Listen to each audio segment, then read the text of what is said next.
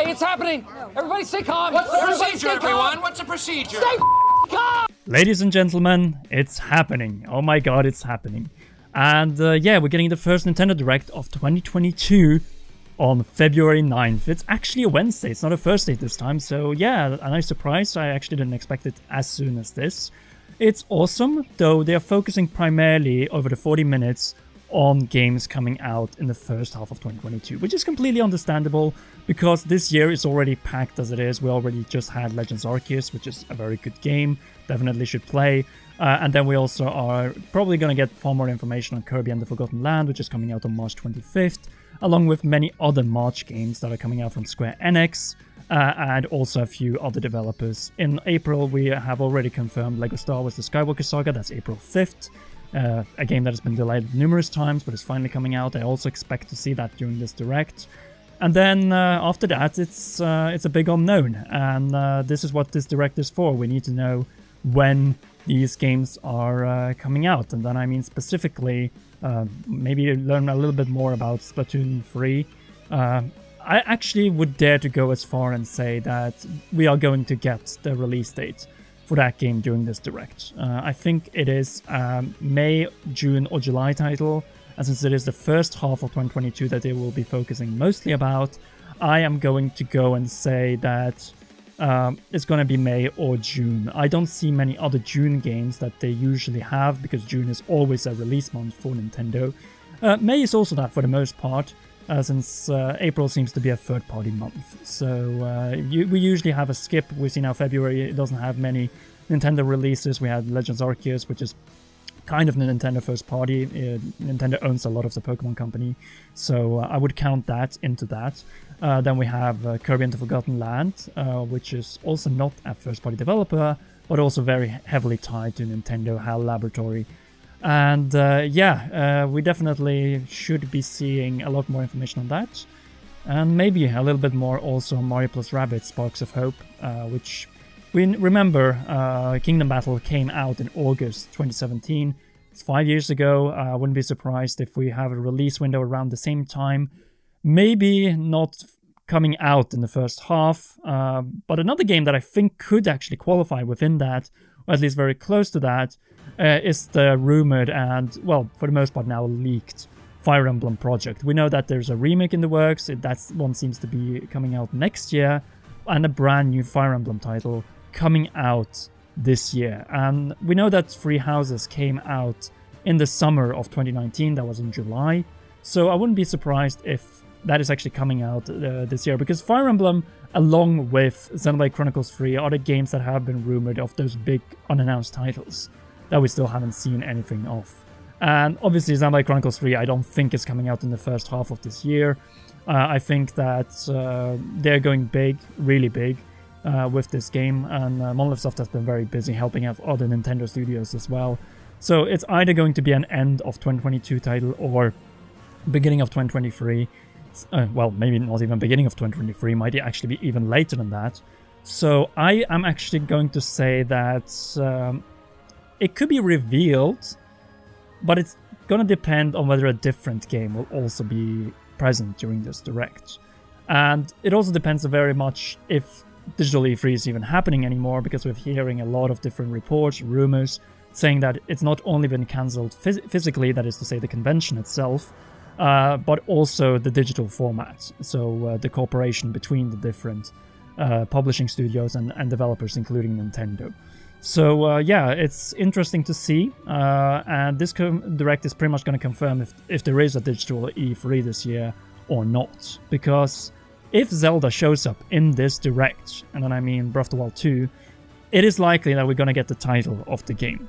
And if we get that, then that means that there's no digital E3 also. It's not only a physical E3 that has been cancelled, it's also the digital. So I don't expect to see any release dates or windows even, just like, I only expect a reconfirmation that it's 2022. Just like we saw recently with the financial updates, where also we saw that Breath of the Wild is reaching very closely to 26 million sold copies on the Nintendo Switch alone, and I wouldn't be surprised if that has actually been surpassed, since, well, the numbers 25.8 million was from the end of December, so the end of 2021. Other than that, I think we could see some third-party projects. We have heard a lot about Batman games that were also on the Wii U that are likely being ported now to the Nintendo Switch as well. So I wouldn't be surprised if that is actually coming into this Direct. And yeah, like there are just so many games coming out 2022, like Bayonetta 3, for example, that I just don't feel like that they might actually skip Bayonetta 3. I think that is an October game that a lot of people have been talking about. The last indications also show that it's a little bit uncertain for 2022, so it might not even be October. So since it showed up in the last September Direct, the one that was, well, around 5 months ago, then I think it's gonna skip this Direct. Splatoon is going to resurface because it's probably a first half of 2022 title, but I think that Bayonetta 3 is going to skip this one, and it might do it along with Xenoblade or Zelda. That's how I think it is. We could see maybe a hint of Zelda, like say a little tease of it, that is more information coming later this year. Maybe show us a new artwork or maybe a little bit of a snippet from a new area, but I'm not expecting too much unless Digital E3 has been cancelled.